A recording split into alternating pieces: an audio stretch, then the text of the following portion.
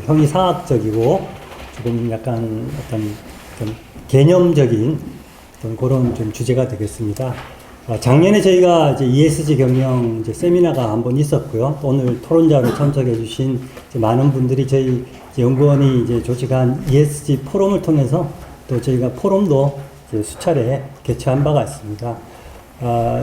또 이제 작년에 개최했던 그 세미나와 또 후속으로 이제 발표됐던 어떤 이제 건설 산업의 또 기업 단위의 주로 이제 이쪽이죠. 건설 산업의 어떤 ESG 경영의 이쪽을 어떻게 우리가 뭐 뒤에서 좀 살펴보겠습니다만 최근에 하드로 대두되고 있는 어떻게 보면 ESG의 어떤 이 촉발시킨 어떤 요인이기도 한데 공시 기준이라든지 이런 것을 어떻게 대응할지 또 주요 선진 기업들은 어떻게 대응하는지에 대해서도 말씀을 드렸고 또 보고서가 나와서 우리 국내 기업들의 어떤 전략이나 방안들에 대해서 이제 소개한 바가 있습니다.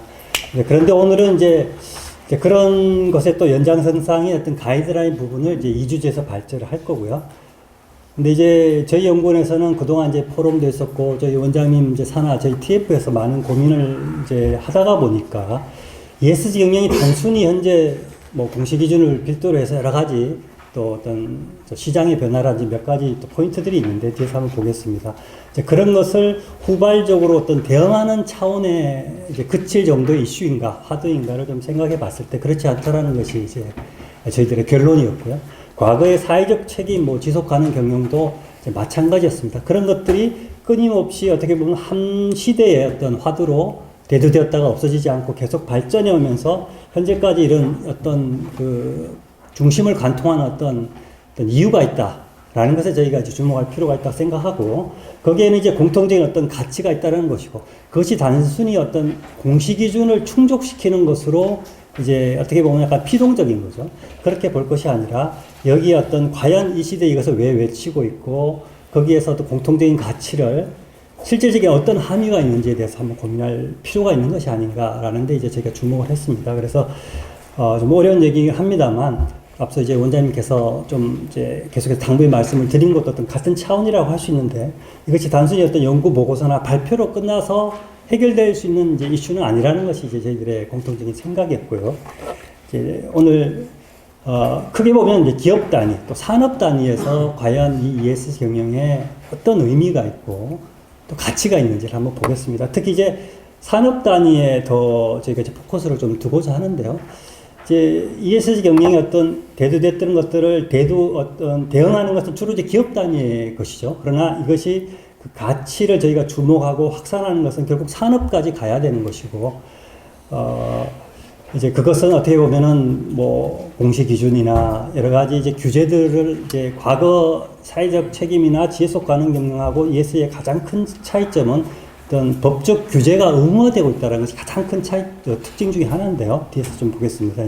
근데 이제 그런 것에 한 대응이라고 보면 어떤 기업 단위라고 할 수 있는데 산업 단위로 이 어떤 ESG 경영의 의미와 가치를 확산시키고자 할 때는 결국 어떻게 보면은 저희가 여기 모든 이제 각 주체, 관련된 주체분에 소속된 그런 임직원이라고 할 수 있는데요. 그것을 같이 공유하고 어떤 공감하는 것이 사실 필요하다라는 것이 대전제가 좀 깔려 있습니다. 그러다 보니까 이제 원장님께서 길게 말씀하셨다고 볼 수 있겠고요. 그래서 이제 오늘 말씀에서 어떻게 보면 구체적으로 잡히는 뭐가 없을 수 있지만 이런 것을 공감하고 같이 한번 고민하는 것들 저희 연구원뿐 아니라 여기 참석하신 모든 참여 주체에 계신 분들이 같이 이거에 대해 공감을 물론 한 번의 발표로 또 저희 한 번의 연구로 쉽지 않을 것 같습니다. 그러나 앞으로 계속 같이 고민하고 여기서 어떤 그 가치로 고민하고 어떻게 해결하자는 어떤 방향이 제시되어 있습니다만 그것에 대해서도 같이 또 토론해 주시고 말씀해 주시고 한번 그런 계기로 삼아서 이번 발표가 되었으면 하는 그런 바람이 되겠습니다. 이런 말씀을 간략히 드리고요. 그 다음에 ESG 경영의 어떤 등장 배경에 대해서 한번 살펴보겠습니다. 그리고 기업 단위, 산업 단위의 어떤 함의에 대해서 한번 보도록 하겠습니다. 뒤에 가서도 한번 이제 결론에 이 장편이 소개가 되어 있는데요. 앞서 이제 원장님께서 말씀하셨던 저희가 이제 내년에 30주년이 되는 해는 30주년 이제 생일이 되겠습니다. 그래서 그때를 이제 목표로 해서 저희가 다양한 특화 연구들이 진행을 되고 있고 어떤 그것을 포괄하는 하나의 연구가 건설 산업이 기존의 전통에 어떤 여러 가지 문제점들이 있는데 이것을 어떻게 21세기 합당한 산업으로서 혁신해 나갈 것인가라는 것이 가장 큰 화두가 되겠고요. 이 혁신이라는 것을 저희가 그 연구하는 어떤 키워드로 하나의 개념을 용어 정의를 재탄생, 그냥 리버스라는 말로 저희가 이제 현재는 쓰고 있습니다. 그래서 뭐 작게 저 밑에 참조로 표시를 했습니다만 내년에 저희가 30주년 생일날에 커다란 세미나를 할 때 이 주제를 가지고 이제 결론을 도출했던 것을 한번 발표할 계기가 있겠습니다. 이제 자세한 것을 그때 말씀드리겠습니다만 크게 보면 이제 인적인 요소, 거기에 이제 핵심이 되는 것이 ESG 경영이겠고요. 단순히 ESG 경영을 기업들이 대응하자 정도 차원이 아니겠습니다. 아까 말씀드렸던 그 가치를 어떻게 산업 내에 또 기업이 이 가치를 인식하고 ESG 경영을 대응할 것인가라는 부분이 되겠습니다. 그 다음에 또 한 축이 이제 기술과 생산 시스템과 관련된, 원장님께서 아까 잠깐 언급을 하셨습니다만 디지털 전환과 스마트 기술과 관련된 그 4차 산업혁명 시대에 관련된 연구들이 뭐 계속 돼서 왔었고요. 그러나 이것이 이제 어떻게 보면 연구로 끝나지 않고 이것을 기반으로 해서 그동안 우리 건설 산업이 선진국 산업에 대비해서 뭐 현재 싱가포르라든지 앞서가는 이제 국가들이 있죠. 이런 국가들과 마찬가지로 우리 산업의 어떤 혁신의 도구로서 이것이 어떻게 작용할 수 있을 것인가에 대한 이제 고민이 되겠습니다. 그 이제 연구의 초안을 이제 이달 또 24일 날 발표가 있겠습니다. 결국은 ESG 경영과 이런 디지털 전환 스마트 기술은 어떻게 보면 하나의 도구가 되겠고요. 이것을 통해서 전반적인 시스템의 혁신과 가치의 혁신이 가장 중요한 부분이 된다. 이렇게 이해를 하고 있고요. 이 두 가지를 뒷받침하기 위한 또 당연히 제도적인 요소들이 따라와서 변화가 필요하겠습니다. 이 세 가지 요소가 어우러질 때, 물론 그 외에 저희가 또 특화 연구하는 부분이 있겠습니다만, 크게 보면 이 세 가지가 어우러져서 리버스, 곧 산업의 재탄생이 그동안 우리가 매번 부르짖어 왔던 어떤 산업적인 혁신이 가능하지 않을 것인가, 이런 차관에 저희가 고민을 하고 있다, 이렇게 말씀을 드리겠습니다. 그렇게 했을 때, 4차 산업혁명 시대에 저희가 건설 산업의 범위가 점점 확대가 되고 있고요. 기존에도 어떤 건설의 상품이라든지 또 산업의 연관성이나 측면에서 건설 산업이라는 것이 국가 경제에서 차지하는 부분이 가장 크고 또 파급력이 크다고 할 수 있겠습니다. 결국 국가 경제와 가치 체계 전체의 혁신에 어떤 촉매제 역할을 하기를 기대하는 것이 더 어떻게 보면 저희가 더 나아간 기대요 또 포부라고도 할 수가 있겠습니다. 그런 측면에서 인적 요소인 그 ESG 경영의 가치에 주목하는 첫 번째 요구가 된다. 이렇게 말씀을 드리겠습니다. 구체적으로 그럼 나아가서 그 ESG 경영의 어떤 가치에 주목한다라는 것은 결국 산업 차원에서는 물론 이런 패러다임 하에서 구체적인 이제 방향과 과제를 뒤에서 말씀드릴 텐데요. 전통적인 어떤 우리 예시적인 ESG 경영의 가치와 관련된 한 4가지 정도 문제를 제가 한번 생각을 해봤고요. 기존의 어떤 전통적인 건설업의 경영과 그 경영과 관련된 어떤 가치 패러다임 하에서는 건설 산업의 이런 특징적인 한 4가지 정도 문제를 한번 생각을 해봤습니다. 기본적으로 원화도 구조를 벗어날 수 없는 구조고 또 여러 가지 네트워크, 협력 네트워크에 의해서 돌아갈 수 있는 산업인데 또 저희 나라 같은 경우는 또 업역의 세분화가 좀 더 심한 이런 특징이 있겠습니다. 이런 특성으로 인해서 어떤 각 주체 간의 사실은 협력과 상생을 통해서 더 나은 어떤 공동의 어떤 플러스 썸이 필요한 것인데 제로셈 더 나아가서 마이너스 썸까지도 가능한 이런 구조적인 문제를 안고 있는 특징이 있겠고요. 또 옥외 생산과 끊임없이 현장이 변경되는 특성으로 인한 최근에 계속 문제가 되고 있는 그 안전의 문제라는 것이 어떤 특징적으로 갖고 갈 수밖에 없는 구조적인 문제가 있다는 것. 그리고 환경의 문제는 계속 논의되고 있는 이런 문제들. 또 저희가 수주 산업이고요. 각종 인허가와 이런 또 심의와 이런 것 통해서 사실은 굉장히 부패에 취약하다는 것이 계속해서 얘기가 되고 있고 실질적으로 뇌물 지수라든지 여러 가지 또 지표상에서도 취약한 산업으로 지금 보여지고 있습니다. 그러나 여기에 이 중심에 있는 전통적인 경영의 건설의 어떤 ESG 경영, 단순히 이 경영뿐만 아니라 그 가치를 확산할 수 있다 하면 이제 이 부분은 뒤에서도 한번 보겠습니다만 그 ESG 여러 가지 핵심 가치를 제가 도출했고요. 그것이 단순히 종합 건설 기업의 하나의 ESG 경영을 실천하는 가이드라인으로 이제 되는 부분은 아니겠죠. 참여하는 모든 주체들, 가치 사슬에 있는 주체뿐만 아니라 관련된 발주자나 인허가 기관이나 이 모든 주체들이 뒤에 가서도 한번 자세히 보겠습니다. 예를 들어 한 윤리라는 어떤 윤리 측면만 하더라도 기업이 해서는 되지는 당연히 않겠죠. 관련된 가치 사슬에 있는 모든 주체들, 또 인허가 기관이나 발주자나 또 정부 던화가 국회라든지 이런 부분들이 이 가치를 어떻게 공유할 것인가. 그 가치가 공유될 때 전반적인 산업 내에 어떤 윤리라는 것이 가치가 정착이 되고 비즈니스 관행으로 나갈 수도 있다 이렇게 보여집니다. 어떻게 하면 이런 것들을 할 수 있겠냐라는 어떤 그런 고민을 오늘 말씀드린다 할 수 있겠고요. 그렇게 했을 때 이런 특징과 구조적 한계의 여러 가지 문제점이 결국은 이런 형태로 나아가지 않겠는가라는 어떤 이제 기대와 비전을 한번 제시해 보도록 하겠습니다. 그럼 간략히 한번 등장 배경하고 특징 보고요. 기업 단위, 산업 단위에 대해서 한번 말씀드리겠습니다. 등장 배경은 뭐 지난번 저희가 세미나 때도 계속해서 말씀드려온 부분인데요. 기존의 뭐 사회적 책임이라든지 또 지속 가능 경영 이런 부분들의 확장이 되어 온 부분이죠. 그래서 이제 80년대부터 CSR이라는 개념이 기존의 윤리 경영이나 여러 가지 단편적인 개념들의 어떤 통합적 개념으로 이제 부각이 되기 시작했고, 또 지속 가능 경영은 이제 원래 지속 가능한 발전, 단순히 이제 기업뿐만 아니라 전 사회적인 개념으로 유엔에서 또 발제가 됐었고요. 이것의 연장선 상에서 이제 2000년대 들어서 GRI라고 하죠. 그래서 가장 대표적인 지속 가능 경영 표준 그 가이드라인이 발표가 되면서 주요 기업들이 이에 따른 이제 ESG 현재 보고서가 이제 지속 가능 경영 보고서, 과거 사회적 책임 보고서 이런 것들이 이렇게 발전되어 온 측면이 있습니다. 그러니까 점점 더 어떻게 보면 정치화되고 좀 더 이렇게 세분화되고 좀 정교화됐다 이렇게 볼 수가 있겠습니다. 또 따라서 각종 금융권에 요 관련된 투자, 사회적 책임 투자라고 하는데요. 이런 것들이 확대되어 왔습니다. 이런 개념들이 더 발전선 상에서 2010년대 들어서 이제 결국 ESG의 그 E가 가장 어떻게 촉발시킨 부분은 물론 있겠습니다. 그래서 기후위기를 중심으로 해서 ESG 개념으로 좀 더 발전되고 용어가 전환되는 그런 측면들이 나타나기 시작하는데요. 이런 기후위기의 가장 이제 첫 스텝은 교토의정서가 되겠습니다. 근데 요것에 파리 협정과의 어떤 신기후 체제와 차이점은 뒤에서도 잠깐 보겠습니다만, 과거는 선진국 위주였고요. 어떤 자발적 참여 위주였다면, 어떻게 보면 뭐 완전히 강제적은 아니지만 어느 정도로 반강제적이고 또 하향식의 목표로 부여하는 이런 것들이 이제 나타나기 시작합니다. 점점 의무화가 되고 있는 거죠. 그 다음에 이것에 어떤 논거를 제시한 것이 1.5도씨 잘 하시는 그런 특별 보고서, 최소한 2도의 어떤 가이드라인을 넘기는 것의 위험성을 얘기한 보고서가 되겠고요. 그래서 1.5도를 지키고자 하는데 사실 현재 불가능하다는 얘기도 계속 나오고 있죠.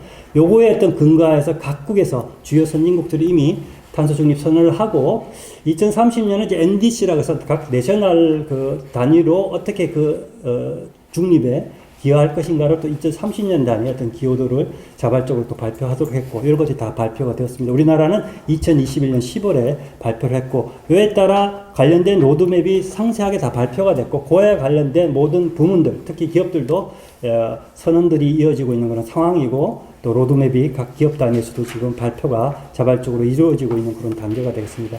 관련된 여러 가지 제도들이죠. 목표관리제라든지 이런 것들이 점점 강화되고, 탄소 국경 제도라든지 그 외에 뭐 공급망 실사법이라는 여러 가지 제도들이 있습니다. 뭐 작년이나 계속해서 저희가 또 세미나나 각 단편적인 보고서를 통해서 말씀을 드렸고요. 또 하나는 이제 크게 보면은 금융이죠. 녹색 금융, 기후 금융이 과거는 금융기관 자체적으로 평가하고 뭐 이렇게 했었죠. 그러나 이제 그것이 아니라 국가 단위 EU 텍스노미가 가장 먼저 시작했고, 일본이나 우리나라 모든 선진국이 거의 다 했습니다. 그래서 단순히 어떤 각 금융기관의 어떤 개별적인 선택이 아니라 국가 단위의 표준화된 분류 체계가 나와서 워싱을 할 수 없는 거죠. 이거에 기반해서 이제 금융이 지불되는 이런 형태로 점점 발전을 됩니다.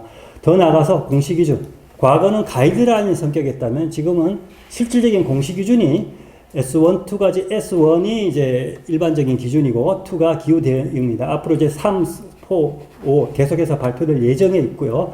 글로벌 표준이고 이거에 따라서 모든 각 국가들이 그 표준을 따라서 발표하고 있고, 우리나라도 이제 발표가 됐죠. 올해 발표가 됐고, 거의 그대로 이제 따라오는 것이 지금 되어 있고, 현재 시행 시기는 논의 중에 있다 이렇게 말씀드리겠습니다. 이렇게 이제 발전되어 온 ES 경영의 어떤 차별적인 특징, 기존의 CSR과 지속 가능성과 크게 보면 법적 규제 의무화, 제가 또 잠깐 말씀드렸습니다만 이 부분이 가장 큰 차이점이 있고, 그 다음에 개별적인 표준이 아닌 글로벌 표준으로 간다는 것이고요. 그린워싱 자체가 과거는 어떻게 보면 사회적 책임 지속 가능 경영이 홍보 수단에 가까울 수도 있었습니다. 지금은 철저히 그것을 배제한다는 것이 되겠습니다. 조금 더 하나씩 보면, 아까 이제 이 법적 규제와 관련돼서는 교토의정서 자체는 선진국의 어떤 자발적 참여 자체였다면, 지금은 물론 완전 강제는 아니긴 합니다만 대전제인 2050 탄소 중립을 기초로 해서 이렇게 갈 수밖에 없기 때문에 이거에 기초한 하향식의 어떤 그 목표를 자발적이긴 합니다만 제출하도록 의무화를 하고 있고, 그 제출했던 것이 만약에 뭐 30년이나 또 50년 가서 이루지 못할 수도 있겠죠. 그러나 그것 자체가 하나의 어떤 뭐 발목을 잡는다고 할까요? 어떤 가이드라인에 대해서 어떤 최소한 몇 년은 늦더라도 이것에 간다는 것 자체가 기존의 과거로 완전히 다르다 할 수 있겠고요. 일부 선진국 위주였다면 지금은 그 당사국이라고 하죠. 200국이 훨씬 넘습니다. 모든 개도국까지 다 포함된다. 어떻게 보면 전 세계적인 이런 특징이 있겠고요. 또 하나 이제 기업 단위에서 뭐 계속해서 제가 언급했던 공시기준 자체 IFRS, 그러니까 회계 국제 표준이 이렇게 발표가 됐고, 지금 S3는 생물 다양성 쪽이고, 작년에 제가 탄소 연구에 있어서 지금 현재 생물 다양성 네이처 포지티브라고 하는데 이쪽 연구도 지금 이제 진행 중에 있고요. 그 다음에 S4 인권 지배구조 계속해서 이렇게 지금 연구가 앞으로 또 표준이 나온다라는 거고요. 과거는 GRI 같은 경우가 이제 공고죠. 가이드라인이죠. 지금 그러나 이것을 충족하지 않으면 법적인 문제가 되는 형태로 지금 가고 있다라는 거고, 내년부터 다 의무화가 되고 있습니다. 선진국은. 다만 우리나라는 26년에 2조 원 이상에 대해서 의무화를 검토했다가 이제 기업들의 여러 가지 논의를 통해서 조금은 연기를 현재 되지 않을까 지금 생각을 하고 있습니다만, 이게 또 많이 연기를 한다고 그러면 또 어떻게 보면 주요국들로부터 또 압력이 들어올 수 있는 상황이라고 볼 수도 있겠습니다. 그래서 이런 것들이 또 다르다. 의무화가 되고 있고 또 개별이 아니라 글로벌 표준에 의해서 움직이고 있고요. 그런 의무화 관련된 여러 가지 법들이 계속해서 제정이 추진이 되고 있습니다. 우리나라도 마찬가지고요. 이런 것들이 분명히 과거에 지속하는 경영하고는 완전히 차별화되는 모습이라는 거. 그린워싱 방식에 아까 말씀을 드렸습니다만, 현재 이유는 공시기준을 도입하면서 제3자 검증 의무가 부과되고 있습니다. 작년에 저희가 탄소 쪽 보고서를 발표하면서 주요 선진국 기업들 사례를 조사했는데, 페로비알이나 자유하나 보면은 다 이 검증을 세부 어떤 이제 목표 같은 경우는 SBTI, 또 여러 가지 실적에 대해서 또 할 수 있는 방안들 모든 거에서 각각 세부적으로 지금 검증 인증 기관들이 다 세팅이 되어 있습니다. 글로벌리 이런 것들을 다 지금 검증을 득하고 있고, 전체적인 또 그 보고서에 대해서는 회계법인의 어떤 검증을 받고 있습니다. 사인을 받고 있고, 이런 것들을 또 의무한다는 겁니다. 공시기준에 포함이 되어 있고, 우리나라 자체도 현재 뭐 당장은 아니겠습니다만 이 검증 의무가 앞으로 따라갈 것으로 예상이 되고요. 앞서 말씀드린 녹색 분류체계 자체도 그린워싱 방지에 가장 큰 목적이 있겠고요. 이런 검인증 기관이 점점 세분화되고 있다는 거. 기존의 어떤 검인증은 뭐 언론사라든지 또 어떤 이제 그 금융과 관련된 기관들이 우리가 많이 알고 있는 모건 스탠리나 이런 기관들 자체 평가 기준이었다고 할 수 있는데, 그리고 어떤 거기서 받았다고 하면 홍보 수단이고 또 포상의 개념이다 하면 지금은 완전히 글로벌 표준에 대한 인증기관이라고 할 수 있겠습니다. 제가 이제 작년에 탄소 쪽 연구하면 이 CDP나 SBTI 쪽에 그 메뉴들을 봤는데 뭐 수천 페이지의 일입니다. 탄소 목표 하나만 하더라도 이 SBTI 기준을 인증을 받고자 하면 우리나라에 뭐 한두 개 업체가 건설업체가 받고 있는데요. 굉장히 쉽지 않고요. 또 CDP가 가장 공신력이 있는 평가 기관인데, 역시 이 평가의 어떤 그 체크리스트라는 것이 어마어마한 수준이 되겠습니다. 이런 식으로 이제 발전을 하고 있다는 것 자체가, 워싱 자체가 굉장히 어렵다는 겁니다. 보고서 하나가 나왔을 때 이런 평가 자체가 인증이 되지 않으면 사실은 거의 워싱이라고 지금 이제 판단하는 형태로 가고 있다는 거. 그 외에도 뭐 시민단체들 이런 부분들이 있겠습니다. 이제 간략하게 한번 그 특징들을 봤는데, 조금 이제 세부적으로 그 내용들이 어떤 내용인지를 뭐 지난번 세미나에서 일부 얘기를 드렸습니다만 조금 간략히 한번 보도록 하겠습니다. 탄소 쪽 이제 중립에 대한 것은 우리나라가 발표를 했고, 말씀드린 대로 건설과 직간접적으로 관련된 부분이 이 파란색의 부분입니다. 2050년까지 건축물의 현재 탄소 배출이 전체 우리 가치사슬, 건설업의 가치사슬의 한 60%가량이 건축물의 준공이 운영 탄소가 되겠습니다. 가장 큰 부분이기 때문에 88%를 줄이겠다고 우리나라가 목표를 설정했고, 관련된 방안으로 제로에너지 건물이 5등급까지 있는데요. 1등급으로 다 달성하겠다. 결국은 앞으로 모든 건물은 제로에너지 등급 1등급으로 다 가는 것이고, 30년까지 로드맵에서는 모든 건물과 그 다음에 이제 20세대 이상 이제 공공주택을 대상으로 하겠습니다. 그리고 모든 기존의 이 제로에너지 등급을 거의 이제 유사하게 충족하지 못하는 기존의 건물들은 어떻게 보면 제로에너지 1등급과 거의 유사한 수준의 에너지 효율 등급 1등급을 맞춰라라는 이제 목표를 제시하고 있습니다. 그러니까 어마어마한 이 물량으로 전환이 된다는 것이고, 이 부분에 대해서 어떤 시장을 또 작년에 저희가 이제 추정을 했던 것을 대해서 다시 한번 말씀드리겠습니다.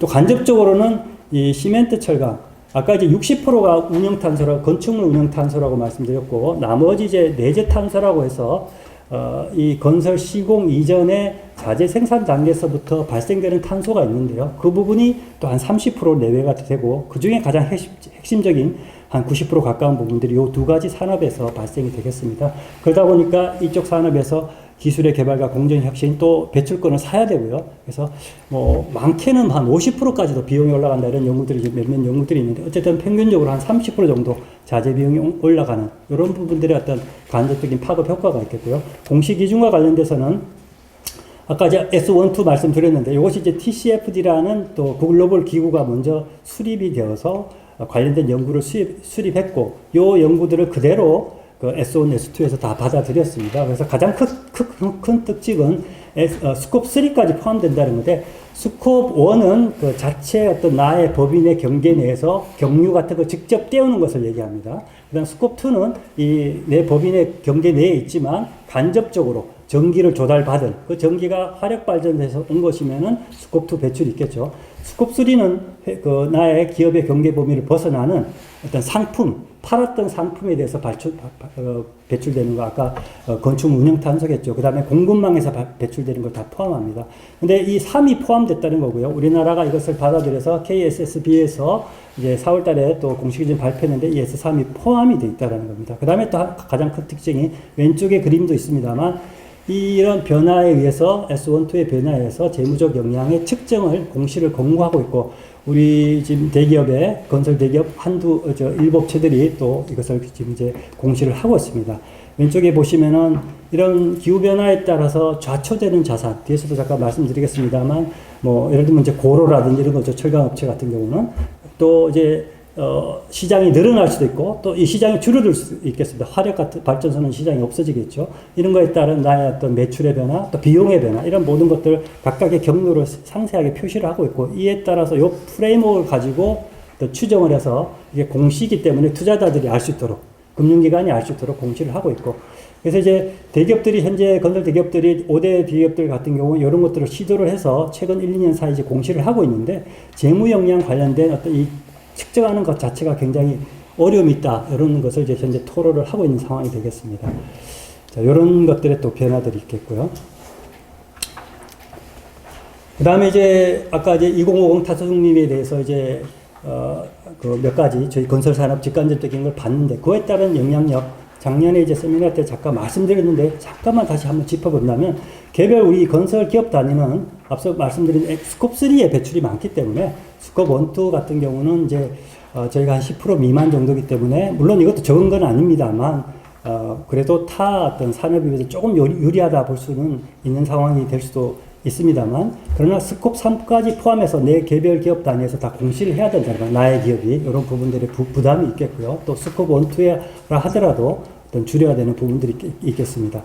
그 다음에 이제 스콥 3 단위로 넘어간다 그러면은 결국 운영 탄소와 내재 탄소까지 포함해서 내가 줄여야 하고, 그것을 또 공시를 해야 되고, 이게 뭐 공시뿐만 아니라 앞으로는 이쪽 그 시장의 영역이 커져간다는 것이 되겠습니다. 뒤에서 구체적 사례도 한번 볼 텐데요. 결국은 이것이 커져가는 시장에서는 이 부분들을 내가 어떻게 줄일 수 있는지, 탄소 발자국이라고 그러죠. 내가 이 어떤 상품을 짓기까지의 모든 투입되는 자재들, 공법들, 또 어떤 것을 또 이렇게 하느냐에 따라서 그 뭐 설계, 리엔지니어링을 굉장히 하면서 이 탄소를 최적화할 수 있는 이런 것들의 어떤 엔지니어링 역량이죠.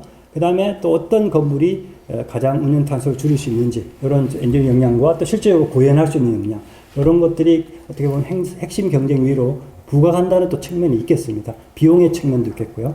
또 상품 자체 아까 말씀드린 커져가는 시장과 또 축소되는 시장이 있겠습니다. 결국은 이런 이제 산업의 특성, 적지 않은 이제 탄소가 발생되는 우리 산업이고, 뭐 전체 온실가스 기준은 25% 전 세계 배출에, 그 다음에 이산화탄소는 40% 가까이 됩니다. 그리고 이것이 이제 60%가 운영탄소고, 또 한 30이 이제 내재탄소다 말씀드렸는데, 이런 영향으로 인해서 이런 각 단위별로 효과들이 있다, 파급 효과 적지 않다, 이렇게 볼 수가 있겠고요. 그 다음에 이제 앞서 말씀드린 몇 가지 포인트를 조금 더 보면, 녹색 분류책이 아까 그린워싱과 관련돼서 말씀드렸는데, 구체적으로 지금 건설 산업과 관련된 것은 지금 여러 가지 건축물과 관련된 부분들, 설비와 관련된 부분들, 그 다음에 신재생 에너지와 관련된 플랜트 부분들, 또 포집 처리 시설, 뭐 이런 등등의 어떤 구체적인 내용들이 녹색 분류 체계에 포함이 되어 있습니다. 결국은 공시를 하라고 이렇게 나와 있지 않습니까? 기업 단위로 보면은 요 매출 비중이 몇 프로 되느냐가 나의 기업 평가와 공시 기준 신용 평가, 녹색 금융 조달에 영향을 미친다는 것이고, 일부 대기업들이 이 녹색 분류 체계에 적용되는 매출 비중을 벌써부터 발표를 하고 있는 현재가 되겠습니다. 그 다음에 프로젝트 자산 단위로도 이것이 비중이 나올 수 있겠고요. 요거에 따라서 과거에 어떤 녹색 채권이나 이런 것들이 기업 금융 기관들의 판단이었다면 지금 이것에 의한 판단으로 적용이 된다, 이렇게 말씀을 드릴 수가 있겠습니다. 결국 이제 녹색 분류 체계가 각 어떤 그 프로젝트 단위의 금융이라든지 그다음 기업 평가, 공시 이런 부분들이 다 적용이 되겠고요. 그다음에 이제 뭐 더 나아가서는 뭐 그 유럽의 탄소 국경사도 이런 것들에 따라 이제 적용이 된다, 이렇게 보시면 되겠습니다. 그 다음에 요 녹색 분류체계에 기초한 녹색 금융이, ESG 금융이 이렇게 확대가 많이 되고 있고요. 이런 형태가 되겠습니다. 그 다음에 평가기관들이 다수 등장했다 말씀드렸고, 넥스트 웨이브는 생물 다양성이고, 그 다음에 인권 부분이 있겠고요. 지금 생물 다양성과 관련해서 아까 TCFD가 C자가 이제 클라이밋입니다. 근데 TNFD라는 이제 또 기관이 또 별도 설립이 돼서 S3를 만들기 위한 작업을 이미 시작을 했고, 제가 탄소 발자국 많이 알고 있는 것처럼 생물 다양성 발자국 방법론도 이미 개발이 시작됐다, 이렇게 말씀을 드리겠습니다. 자, 이런 여러 가지 변화에 의해서 시장의 성장과 또 줄어드는 부분이 있다라는 것 자체도 큰 영향을 미친다, 이렇게 보겠습니다. 결국 이런 것들이 영향을 미쳐서 과거와 이제 다른 세 가지 특징을 말씀드렸고요. 이제 기업 단위 변화인데요. 규제 측면에 가장 큰 변화, 이 대응이 필요하다. 그 다음에 시장이 성장하는 것과 줄어드는 것에 대한 대응이 필요하고요. 크게는 운영탄소, 내재통소 관련 시장, 에너지 전환 시장이 되겠고, 비용과 관련된 자재 비용과 자금 조달 비용에 대한 대응이 필요한 그 부분이 되겠습니다. 현재 기업들은 규제에 포커스를 두고 있습니다만, 대기업 위주로 나머지 시장과 비용 측면도 함의가 있다, 이렇게 볼 수가 있겠고요.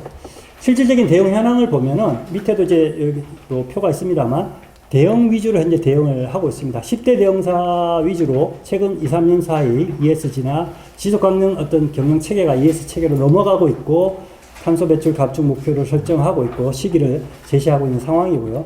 ESG 아까 1, 2에 대한 그 S1, 2에 대한 대응은 현재 5대 대형사 위주로 최근 1년 사이 하고 있는 것으로 보여지고 있습니다. 앞서 말씀드린 대로 S3까지 포함해서 현재 발표하는 업체들도 생기고 있고요. 그 TCFD에서 나온 재무적 영향까지 포함한 업체들도 한두 업체씩 생기고 있는 상황이 되겠습니다. 주로 아까 이제 요 표에서도 있습니다만, 한 15개 정도 가까이 되는 업체들이 요 관련된 시도를 하고 있는데, 주로 30대 대기업이고, 그 다음에 앞서 말씀드린 대로 이런 탄소와 관련된 것은 10대, 그 다음에 공시기준 대응은 5대 대형 건설사 위주로 현재 하고 있다. 나머지 중견기업 같은 경우는 기존의 체제, 사회적 책임이나 지속가능 체제 그대로 유지하고 있고, 이미지 제고 차원의 보고서 발간 정도에 그치고 있다라고 이제 조사가 판단이 됩니다. 작년에 이제 제가 연구를 하면서 분석이 됐던 부분인데요. 결국은 앞서 보셨던 함의적인 측면에서 이 규제뿐만 아니라 나머지가 있는데, 이 나머지 부분에 대해서는 사실은 전략적인 어떤 대응 자체를 이 함의를 가지고 하고 있는 것이 좀 부족하다, 이렇게 보여지고 있고요. 규제 대응 자체도 대형사 위주로 현재는 진행이 되고 있다, 이렇게 보겠습니다. 그럼에도 불구하고 어떤 ESG에 대한 어떤 성과에 차지하는 어떤 의미, 함의 자체를 맥켄지의 최근 보고서에서는 한 5가지 경로로 영향을 미칠 것이다, 이렇게 지금 제시하고 있고, 또 어떻게 보면 경고를 하고 있고, 요번 이제 저희가 준비를 하면서 다수의 선행 연구들을 같이 한번 믹스해서 참조했을 때, 이렇게 크게는 2가지, 자, 그룹핑 하면 한 세부 분류를 한 4가지 정도의 경로를 통해서 함의가 있다, 이렇게 보여지는데요. 크게 지속 가능성을 제고하는 부분에 2가지, 재무적 성과에 영향을 미치는 또 2가지 부분에 대해서 한번 살펴보겠습니다. 첫째, 이제 지속 가능성, 결국 기업의 장기적 생존에 영향을 미치는 부분이 되겠죠. 그 중에서 이제 첫 번째가 이해제 관계자로부터 어떤 지속 가능성을 위협하는 요인과 어떤 영향을 미치는 부분. 이 부분은 이제 기존의 사회적 책임이나 지속 가능 경영에서 계속해서 이제 제시됐던 부분이고요. 최근에 PwC나 이런 연구에서는 그런 부분들이 ESG 경영에서 더욱 확장이 되어서 평판이나 이미지 쪽에 영향을 미치고 이것이 신뢰도를 이해관계자로부터 신뢰도를 제고해서 각 그 이해관계자가 기업에 대한 어떻게 보면 기업에 대한 어떤 이제 손해를 끼치는 행위가라고 할 수 있겠죠. 지속 가능성 위협 행위를 감수하는 것에 대한 얘기들을 논거를 제시를 하고 있습니다. 실질적으로 건설업 자체도 저희가 상품이 들어가서 몇 년 뭐 살든지 이용을 해야지만이 그 품질을 알 수 있는 그 특징이 있습니다. 그러다 보니까 이미지 자체가 중요하고 또 건설 산업 자체가 이미지가 그렇게 좋지 않은 측면도 있다고 보면 이 부분에 영향이 적지 않다고 보여지고요. 뭐 몇 가지 사례를 본다면 발주를 뭐 거부한다든지 불매 운동을 한다든지 공사 현장에서 지역사회나 시민단체의 어떤 비판이라든지 협력업체 또 직원과의 어떤 협상이나 계약이나 이런 부분에 있어서 여러 가지 이 신뢰도가 떨어지는 것과 올라가는 것에 의해서 영향이 분명히 있을 수 있다. 이런 사례들을 한번 생각을 또 확장해서 해볼 수가 있겠습니다.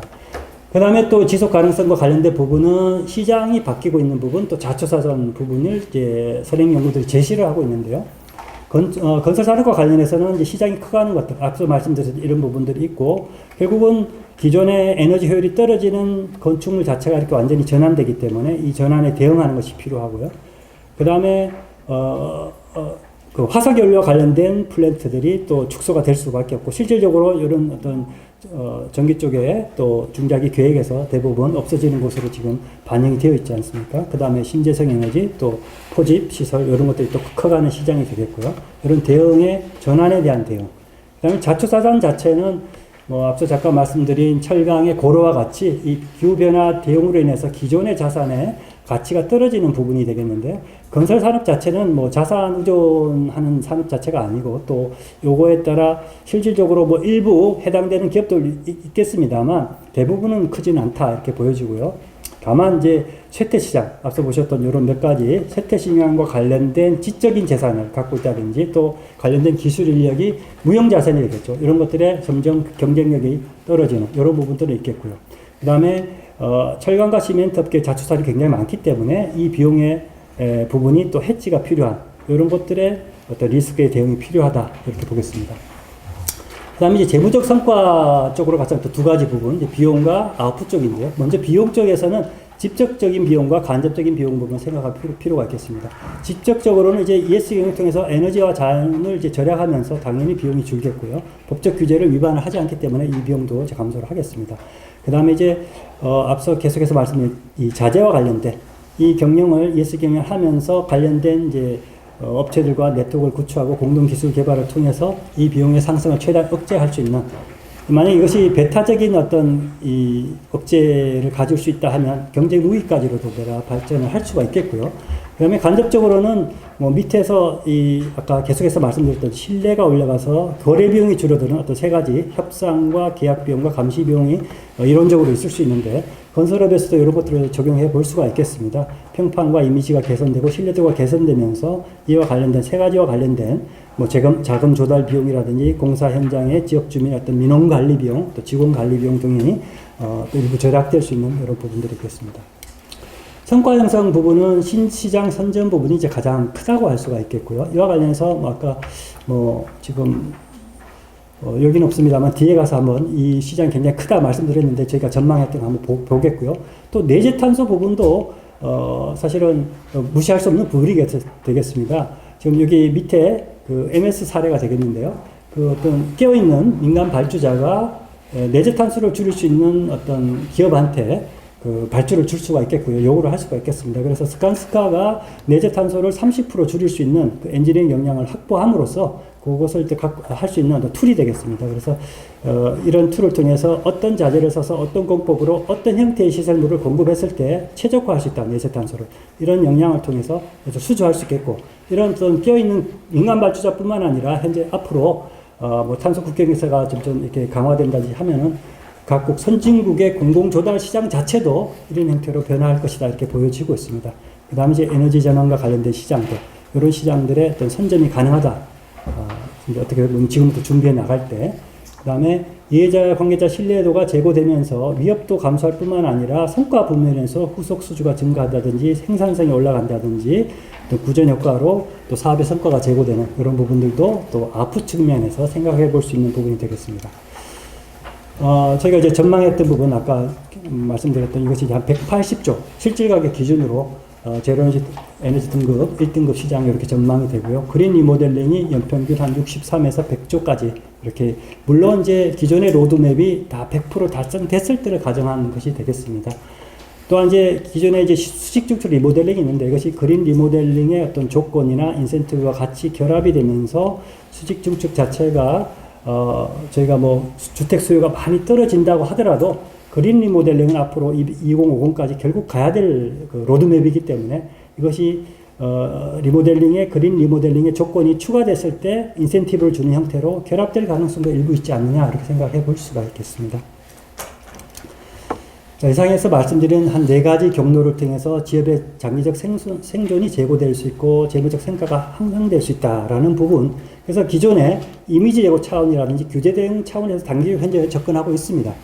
그러나 그것도 물론 이제 규제 대응은 대형업체 위주로 하고 있는데 결국은 이런 이상의 함의들을 생각했을 때 단순히 ESG 경영이 이미지 제고나 불의 발등에 떨어진 ESG 규제 대응 차원이 아니라 중장기적으로 생존과 나의 성과 향상, 경쟁력과 직결되는 부분이 있다는 것을 감안해서 전략적 접근이 필요하다. 이런 생각을 해볼 수가 있겠습니다. 다음으로 이제 산업 단위 쪽을 이제 말씀드리겠습니다. 이게 이제 산업 단위로 ESG가 확산된다라는 의미는요, 여기 참여되는 모든 주체들이 그 가치를 공유하고 또 실질적인 어떤 기업 단위에서는 그 ESG 경영을 실현하는 그런 부분들이 되겠습니다. 가치 사설 내에는 건설 기업이 있겠고요. 또 그 하도급 업체까지 포함이 되겠고, 자재 생산, 또 기획 설계하는 이런 소프트 쪽, 엔지니어링 업체까지 다 포함해서 가치도 공유하고 ESG 경영을 실천하는 부분들이 되겠고요. 단순히 이런 부분 아니라 앞서도 뭐 잠깐 윤리나 이런 걸 통해서 말씀드렸습니다만 관련된 외곽에 있는 주체들까지도 ESG 경영을 실천할 수도 있겠습니다. 뭐 금융기관 이런 데는. 그렇지 않다 하더라도 이런 정부나 이런 쪽에서는 이제 그 가치 자체를 공유하는 이런 것이 필요하고 그 가치가 공유된 상태에서 정책을 수립하고 각종 인허가나 그런 제도를 하는 것이 필요하다. 앞서 원장님께서도 인사 말씀에 또 개회에서 그런 말씀을 좀 하셨는데요. 이렇게 어떤 ESG 경영을 실천하거나 그 가치 자체를 공유했을 때 전반적인 모든 산업 내에 그 경영이 또 가치가 확산되고 한다고 볼 수가 있겠습니다. 이런 의미로 ESG 경영이 산업 단위로 확장된다는 개념을 볼 수가 있겠고요. 그렇게 했을 때 이제 뭐 앞서도 잠깐 봤습니다만 이런 대표적인 요 외에도 몇 가지가 더 있겠습니다. 그래서 이런 문제점의 특성과 또 문제점이 있는데요. 이런 것들이 해결될 수 있는 어떤 ESG 경영의 가치에 주목할 필요가 있다 이렇게 생각을 하고 있고요. 앞서 보셨던 그 그림이 되겠습니다. 그래서 이제 ESG 경영과 가치가 전통적 경영이나 가치를 대체함으로써 대표적으로 그 4가지 문제점, 이것을 해결하는 그런 형태를 기대해 볼 수가 있겠고요. 그럼 그렇게 해서 ESG 경영 가치를 어떻게 볼 것인가? 저희가 이제 기존의 ESG 경영에 관련된 여러 가지 그 정의들을 다 보면서 핵심 요소, 공통적인 핵심 요소를 도출했습니다. 요 자세한 과정은 아마 뭐 한 달 이내로 관련된 보고서가 발간될 텐데요. 그 과정에 자세하게 수록이 되어 있고요. 또 ESG 경영이 어떻게 보면 바로 이전 버전이라고 할 수 있는 지속 가능 경영과도 발전되어 온 개념이기 때문에 거기서 여러 가지 또 정의의 핵심 요소들이 있습니다. 그 다음에 앞서 보셨던 ESG 경영이 성과 창출하는 그 과정에서 어떤 핵심적인 개념들, 요소들이 있겠습니다. 이런 것들을 종합적으로 했을 때 대표적으로 공통적인 것이 어떤 나만의 이익이 아니라 이해관계자를 다 같이 고려한다는 것. 그 이해관계자의 범위에는 협력 주체들뿐만 아니라 더 범위가 넓은 환경과 사회까지도 어떤 확산되는 것이 다 포함되는 것. 같이 또 이런 이해관계자를 배려하는 핵심에는 상생과 공생, 또 장기적인 성과를 공용을 추구하는 부분들, 재무적 성과뿐만 아니라 비재무적 성과 균형, 또 이런 모든 것을 추구하는 방식의 공정윤리, 성실 신의 등등의 어떤 가치들을 녹여 들어가는 이런 부분들이 있겠습니다. 그래서 이제 대상부터 해서 각각의 어떤 기업 경영 방식까지 모든 부분에 걸쳐서 이런 가치들로 인해서 기존의 패러다임과 ESG 가치를 적용했을 패러다임이 바뀔 수 있다고 제가 보고 있고요. 요거를 좀 그룹핑해서 보면 대상 자체는 우리가 속한 어떤 개인이나 소속의 집단이라 하면 이해관계자까지 포함한다는 것이죠. 더 나아가 환경사회까지도 포함한다는 것이고요. 추구하는 목표나 성과 이런 부분에 있어서는 어떤 내가 속한 개인과 그 집단의 이익의 극대화라고 한다면 여기서는 공동의 이익이 되겠습니다. 공생과 상생의 개념이 되겠고요. 재무적 성과에만 초점을 뒀다 하면 비재무적 성과, 단기라고 하면 장기적 성과까지도 포함하는 그런 목표가 되겠고요. 방식 자체는 이익 추구라면 약탈적 경쟁까지도 허용이 되었으나 그러나 최소한의 법적 그 테두리 내에서 약탈적 경쟁이 이루어질 수 있는 부분이 실제로 공생, 상생과 공정윤리, 성실신의, 준법을 넘어서는 개념것까지도 가치로 포괄하는 그런 형태가 되겠습니다. 그래서 이런 가치들이 적용이 됐을 때 앞서 보셨던 크게 대표적으로 네 가지의 어떤 문제점들이 상생, 또 자연과의 조화, 안전 최우선주의를 가장 앞에 두는, 그 다음에 공정윤리 기반한 비주류 관행 정착으로 개선 방향을 나아갈 수 있지 않겠느냐 이렇게 보는 것이고요. 각각에 대해서 또 세부적으로 하는 부분들이 저희가 이제 도출했는데요. 좀 요 상생 부분을 좀 자세히 보면 이런 가치들이 적용이 되어서 기존의 이제 원화도급 구조, 또 우리가 성숙 산업입니다. 그러다 보니까 성숙 산업은 이익이 제한되어 있고 결국 약탈적 경쟁으로 더 갈 수밖에 없는 어떤 한계적인 특성이 있는데요. 이런 것들이 악순환 구조로 갈 수밖에 없고, 그 다음에 여러 가지 약탈적인 문제들, 또 지원 대신에 탈취하고 일회성 관계, 이런 어떤 기존의 어떤 관행이라고 한다면 이것이 개선 방향이 공정과 성실과 신의 기반을 두는 상생적인 협력, 그러니까 배려와 상생을 추구하고 여러 가지 이런 공정이나 성실 신의 원칙을 적용하고 장기적 관계를 형성하고 성과를 공유하고 또 서로 지원할 수 있는 이런 어떤 방향을 잡을 필요가 있다. 이렇게 가치를 높이기 위해서는 이런 방향을 적용할 필요가 있다. 이렇게 보여지고요.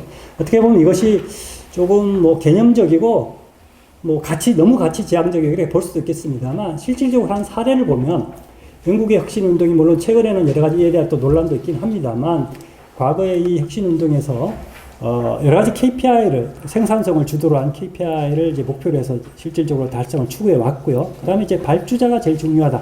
그래서 발주자 혁신을 추구했고 또 하나의 중요한 키워드가 민간과 공공의 파트너십을 추구를 했습니다. 그래서 좀 더 살펴보면 그 상생 파트너십 내에는 기존에 이제 우리가 각각의 여기도 마찬가지로 뭐 이 산업 특성상 상호 대립하고 자기 이익을 극대화하기 위해서는 제로섬 게임이 갈 수밖에 없는 그런 특성이 있는데 그러다 보니까 너무 어떤 산업 전체에 성과가 떨어질 수 있다. 그래서 협업을 통해서 파트너십을 통해서 성과를 좀 더 올리고 그 올라간 성과를 공유하는 것이 되겠죠. 플러스성이 되겠습니다. 그러한 파트너십을 강조를 했고 이런 개념이 실질적으로 우리가 단순히 이 가치나 어떤 이런 지향적인 개념이 아니라는 것입니다. 실질적인 어떤 혁신운동 사례에 도입이 된 사례가 있고 그것이 실질적인 또 어떻게 보면 제도화된 한 형태가 또 IPD라고도 볼 수가 있겠습니다. 그래서 여기 보면 어떤 시공 이전 단계죠. 그래서 설계자와 발주자, 시공자 이 모든 어떤 참여 주체들이 협업을 해서 여러 가지 이해관계 상충으로 나타날 수 있는 후반부의 문제들을 미리 조율하는 것이고요. 또 설계나 시공 단계 엔지니어링 문제가 뭐 설계 시공성이라든지 설계 변경이 자주 발생할 수 있는 그러다 보니까 또 기간이 지연되고 생산성이 떨어질 수 있는 문제를 사전에 예방하는 부분이 되겠습니다. 물론 이제 설계 기간 자체도 단축되고요. 이러한 사례 자체도 결국은 상생이라는 가치가 투여된 하나의 제도의 모델이 아니겠느냐 이렇게 볼 수가 있겠습니다. 결국은 이제 앞서 보셨던 그런 가치들이 핵심적인 방향과 그것이 제도로서 연결되는 그런 과제로 조출이 돼야 될 텐데요.